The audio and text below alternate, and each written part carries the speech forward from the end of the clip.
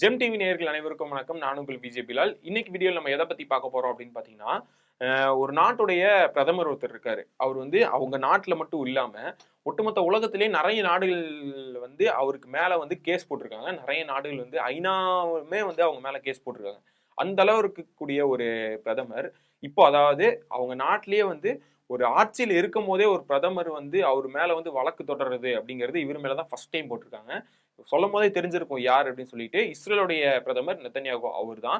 So அவரு வந்து நான் வந்து தப்புகள் பண்ணிட்டேன். நான் நெறைய வழக்குகள் என் மேல இருக்கு. அதுக்கு வந்து நான் மன்னிப்பு கேட்டுக்கிறேன் அப்படின்னு சொல்லி மன்னிப்பு கடிதம் எழுதி அந்த நாட்டுடைய அதாவது இஸ்ரேல் நாட்டுடைய அதிபர்கிட்ட வந்து அந்த லெட்டர வந்து அனுப்பியிருக்காரு. ஸோ என்னெல்லாம் அனுப்பியிருக்காரு, அதுக்கு வந்து என்ன ரீசன்லாம் சொல்லியிருக்காரு, அதுக்கப்புறம் அவங்க திருப்பி ரிப்ளை என்ன பண்ணியிருக்காங்க அப்படிங்கிறது எல்லாமே இந்த வீடியோல நம்ம டீட்டெயில்ஸா பார்க்கலாம்.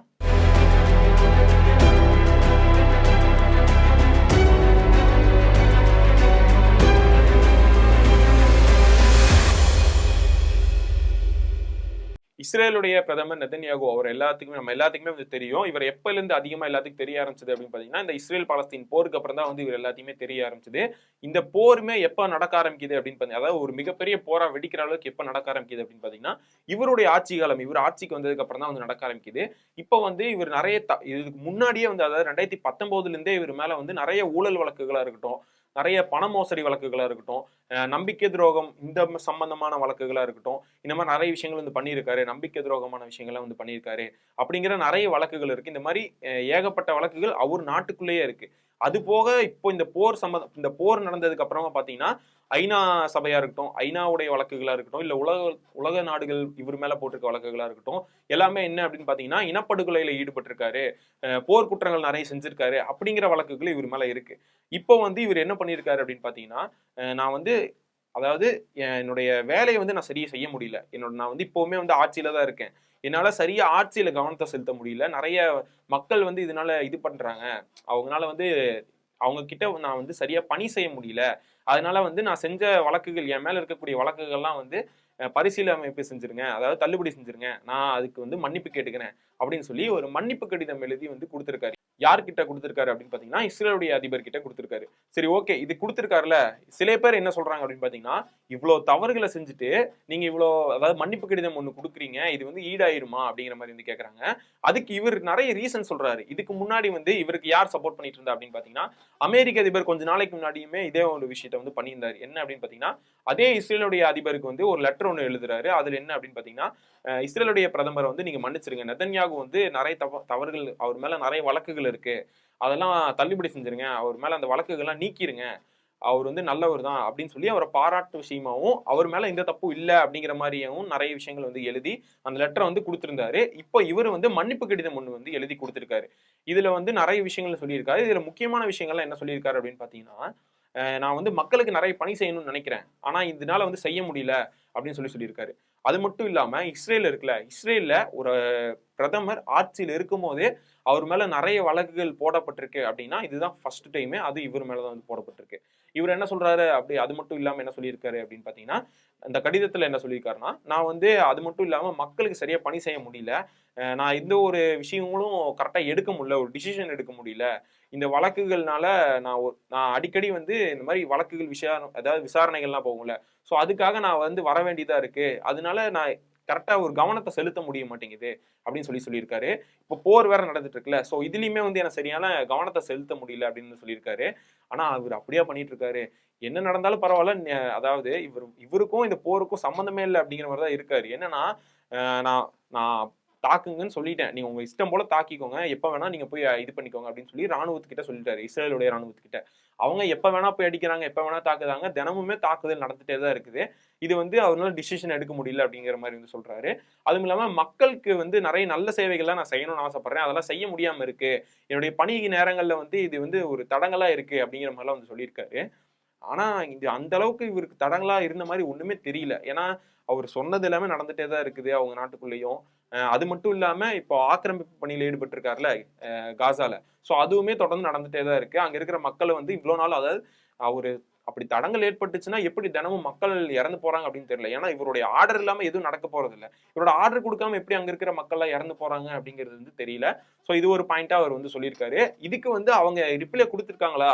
அதாவது ஓகே நான் மன்னிச்சிடுறோம். உங்க மேல இருக்கிற வழக்கெல்லாம் நீக்கிர்றோம். அப்படின்னு சொல்லியிருக்காங்களா அப்படின்னு பாத்தீங்கன்னா இல்ல. அதுக்கு வந்து சில விஷயங்கள் வந்து பேசியிருக்காங்க.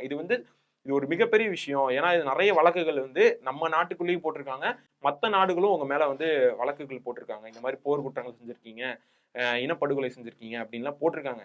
ஸோ இதுல வந்து ஒரு சென்சிட்டிவான ஒரு விஷயம். இதை டக்குன்னு நாங்க முடிவெடுக்க முடியாது. இதை பத்தி நிறைய டிஸ்கஷன் பண்ண வேண்டியது இருக்கு. அதுவும் இல்லாம இவர் மெயினா சொல்ற ரீசன் என்ன அப்படின்னு பாத்தீங்கன்னா, ஆட்சியில இருக்கிற போது என்னால வந்து நிறைய பணிகள் செய்ய முடியல, மக்களுக்கு வந்து இது ஒரு இடையூறா இருக்கு. அது மட்டும் இல்லாம மக்களுக்குள்ளேயே சில பிரிவுகள்லாம் ஏற்படுது. இது அதாவது என் மேல வந்து வழக்குகள் இருக்குன்னு சொல்லி மக்களுக்குள்ள வந்து சில பிரிவுகள்லாம் ஏற்படுது. ஸோ இதை நீங்க மன்னிப்பு கேட்டு இந்த வழக்குகளை நீக்கிட்டீங்கன்னா மக்கள் ஒற்றுமையாவாங்க அப்படின்னு சொல்லி மக்கள் மேலேயும் வந்து இதை சொல்லியிருக்காரு. இதுக்கும் அதுக்கும் என்ன சம்பந்தம் அப்படிங்கறதே தெரியல. ஏன்னா இவரை ஒரு நியாயப்படுத்தணும் அப்படின்னு சொல்லி, ஆனா இப்ப வரையுமே வந்து அவர் மேல வந்து இப்போ சுமத்தின வழக்குகளுக்கு வந்து சரியான ஆதாரங்களும் இன்னும் எதுவும் கிடைக்காம தான் இருக்கு. ஒரு சில அதாவது ரொம்ப இவ்வளவு வருஷமா தள்ளி போகுதுன்னா ஒரு சில ஆதாரங்கள் கிடைக்குது. மெயினா இந்த வழக்கு முடியிற அளவுக்கான ஆதாரங்கள் இன்னுமே கிடைக்கல. சோ அதனாலதான் இவ்வளவு 2019 ஆரம்பிச்ச வழக்குகள் எல்லாமே இப்ப வரையும் நீடிச்சு போயிட்டு இருக்கு. சோ இது வந்து இப்போ விட்டுருங்க, ஏன்னா சரியான பணி செய்ய முடியல அப்படிங்கிற மாதிரிலாம் அவர் வந்து சொல்லியிருக்கனால இப்போ இதை பத்தி பேச ஆரம்பிச்சிருக்காங்க. இப்போ இஸ்ரேலுடைய அதிபர் என்ன சொல்றாரு, நான் முன்னாடியே சொன்ன மாதிரி இது ரொம்ப சென்சிட்டிவான விஷயம், இது வந்து இப்போ உடனே எடுக்க முடியாது அப்படின்னு சொன்னனால இது சம்பந்தமா எல்லார்கிட்டையும் நாங்க இன்வெஸ்டிகேஷன் பண்ற மாதிரி இருக்கும். இந்த மாதிரி நீங்க கொடுத்துருக்கீங்க, நீங்க ஒரு லெட்டர் கொடுத்துருக்கீங்க, ஒரு மன்னிப்பு கடிதம் கொடுத்துருக்கீங்க அப்படின்னு சொல்லி அதை பத்தி விசாரிக்க வேண்டியதா இருக்கும். நீங்க அதுவும் இல்லாம இன்னொரு கேள்வி ஒன்றும் கரெக்டா தான் கேட்டிருக்காங்க. என்ன அப்படின்னா, நீங்க தப்பு பண்ணலைன்னா எதுக்கு வந்து மன்னிப்பு கேட்குறீங்க? நீங்க தப்பு பண்ணியிருந்தா ஓகே, நீங்க ஒத்துக்கிட்டீங்கன்னா மன்னிப்பு கேட்கறது அது ஒரு பாயிண்ட் இருக்குது. ஆனா நீங்க தப்பே பண்ணலன்னு சொல்றீங்க, மன்னிப்பும் கேட்கறீங்க, எதுக்கு நாங்க வந்து மன்னிப்பு தரணும் அப்படிங்கிற ஒரு கேள்வியுமே எழுப்பியிருக்காங்க. அது மட்டும் இல்லாம அவர் சொன்ன அந்த லெட்டருக்குமே வந்து நாங்க சீக்கிரமே ஆன்சர் பண்றோம் அப்படிங்கிற மாதிரி தான் சொல்லியிருக்காங்க. ஆனா இது நிறைய பேர் வந்து, அதாவது இது அந்த நாடு மட்டும் இல்லாம மற்ற நாடுல முன்னாடியே சொன்ன மாதிரி சென்சிட்டிவான விஷயமா இருக்கிறதுனால எல்லா நாடுகளுமே வந்து இதுக்கான கேள்வி எழுப்பியிருக்காங்க. இவர் எதுக்காக மன்னிப்பு கடிதம் கேட்கிறாரு? சட்டம்ங்கிறது எல்லாத்துக்கும் ஒண்ணுதான். ஒரு தவறுகளை செஞ்சுட்டு மன்னிப்பு கடிதம் கேட்டு என்னோட வழக்குகளை வந்து எடுத்துருங்க, மன்னிச்சிருங்க அப்படின்னு கேட்கறது வந்து எந்த வகையில நியாயம்? அப்படி பார்த்தா எல்லாருமே இந்த மன்னிப்பு கடிதம் கொடுத்துட்டு தவறுகளை அசால்ட்டா செஞ்சுட்டு போலாம்ல அப்படிங்கிற மாதிரிலாம் வந்து கேள்வி எழுப்பியிருக்காங்க. ஏன்னா அவர் சொல்றதுல ஒரு நியாயம் இருக்கணும். இப்ப என்ன அப்படின்னு பாத்தீங்கன்னா, காசால வந்து இப்ப வரைய ஒரு தாக்குதல் நடத்திட்டு இருக்கிறது என்ன அப்படின்னு பாத்தீங்கன்னா, நான் வந்து விடமாட்டேன். முன்னாடி வரை அவர் என்ன சொல்லிட்டு இருந்தாருன்னா, என்னுடைய மக்கள் 1200 பேரை வந்து ஹமாஸ் உள்ள வந்து கொன்னுட்டாங்க, நான் அதுக்கு பழி வாங்க விடமாட்டேன், ஹமாஸை முழுமையா முடிச்சே தீருவேன் அப்படின்னு சொல்லி அவர் உள்ள இறங்கி இப்ப வரையும் தாக்குதல் நடத்திட்டு இருக்காரு, ஒவ்வொரு ரீசன் சொல்லி. இதுக்கு வந்து மன்னிப்பு அவர் கொடுத்திருக்காரா? அதாவது இவ்வளவு மக்களை நம்ம அதுக்கு ஆப்போசிட்டா, அதாவது 1200 மக்களுக்கு நம்ம 69,000 மக்களை வந்து கொன்னுட்டோம், இதோட போதும் நிறுத்திக்கலாம். அது மட்டும் இல்லாம அங்க இருக்கிற இடத்தையும் நாசம் பண்ணி முக்காவாசி இடத்த வந்து நம்ம பிடிச்சிட்டோம், இதுக்கு மேலேயும் வந்து நம்ம தாக்குதல் நடத்திட்டே இருக்கணுமா அப்படிங்கறத யோசிக்காம அவர் சரி ஓகே மன்னிச்சு விட்டுறேன், இவ்வளவு அடி வாங்கிட்டீங்க, உங்களை பார்த்தா பாவமா இருக்கு அப்படிங்கிற ஏதாவது ஒண்ணு அவருக்கு இருக்கா? இல்ல. ஆனா இப்ப வரையுமே அங்க தாக்குதல் நடத்திட்டே தான் இருக்காரு. எல்லை கோடுன்னு சொல்லி காசா இது உங்களுக்கு, இவ்வளவு பாதியில இருந்து உங்களுக்கு, மீதி எல்லாமே எங்களோடதே அப்படின்னு சொல்லி பிரிச்சு இருக்கக்கூடிய அந்த எல்லை கோடுன்னு சொல்லுவாங்கல்ல, அதுன்னு மஞ்சள் கோடு, அந்த இடத்துக்கு உள்ளேயும் போய் இப்ப தாக்குதல் நடத்திட்டு இருக்காங்க. போன வீடியோலயே நான் சொல்லியிருப்பேன், சரணடைய வந்த 2 கைதிகளை வந்து சுட்டு கொண்டிருக்காங்க, இஸ்ரேல் ராணுவத்தை சேர்ந்தவங்க. ஸோ இந்த விஷயங்கள்லாம் வந்து வெளிநாட்டு பத்திரிகைகள், நான் சொல்ற பத்திரிகைகள்ல இருக்கும். அல் ஜசீரா பத்திரிகைகள் வெளிவந்திருக்கு, அப்புறம் இந்தியன் எக்ஸ்பிரஸ் அந்த இதுலயும் வெளிவந்திருக்கு, டைம்ஸ் ஆஃப் இஸ்ரேல் இந்த இதுலயும் வந்து வெளியிட்டிருக்காங்க, டைம்ஸ் ஆஃப் காசா இந்த இதுலயுமே வந்து வெளியிட்டிருக்காங்க. ஸோ இந்த பத்திரிகைகள் எல்லாத்துலயுமே வந்து வெளிவந்திருக்கு. நீங்க நெட்ல போய் அடிச்சீங்கனாலே அந்த வீடியோஸ் வந்து வரும்.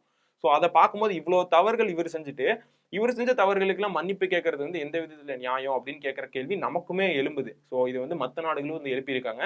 இது வந்து மேபி இந்த பேப்பர் வந்து, அதாவது இவருடைய இந்த கடிதத்தை வந்து ரிஜெக்ட் பண்ணிடுவாங்கன்னு தான் நினைக்கிறேன். ஸோ உங்களுடைய ஒப்பீனியன் என்ன அப்படிங்கறது வந்து கீழே கமெண்ட்ஸா சொல்லுங்க. ஏன்னா என்ன பொறுத்தவரை இது என்ன தோணுதுன்னா, அது அவங்க எதுக்காக சண்டை போடுறாங்களோ அது அது அது ஒரு 2வது விஷயம் தான். ஆனா இவர் ஒருத்தங்களுக்கு வந்து மன்னிப்பு கொடுக்காம இருக்காரு, ஒருத்தங்களுக்கு வந்து மன்னிப்பு கொடுக்காம இருக்காரு. ஆனா இவர் செஞ்ச தவறுகளுக்கு வந்து மன்னிப்பு கேட்கறது அப்படிங்கிறது ஒரு எந்த விதத்துல நியாயம்? ஏன்னா எல்லாத்துக்குமே சட்டம் அப்படிங்கிறது சமமா தான் இருக்கணும். இவர் செஞ்சதை வந்து எப்படி அதிகாரத்துல ஒருத்தங்க இருந்தாங்கன்னா எப்படி வேணா வந்து சட்டத்துல பூந்து வெளியே வந்துடலாம், தப்பிச்சிடலாம் அப்படிங்கிற ஒரு இது வந்து இருந்துச்சுன்னா இது மேலும் மேலும் அதிகமாயிட்டே தான் போகும். இந்த மாதிரி இருக்கிறவங்களுக்கு வந்து நீதி கிடைச்சிட்டே இருந்தா நல்லவங்களா, நல்லவங்கன்னு இல்லை, ஒரு நீதி கிடைக்க வேண்டியவங்களுக்கு வந்து எதுவுமே கிடைக்காம இருக்கும். ஸோ உங்களுடைய ஒப்பீனியன் என்ன அப்படிங்கறத கீழே வந்து கமெண்ட்ஸா சொல்லுங்க.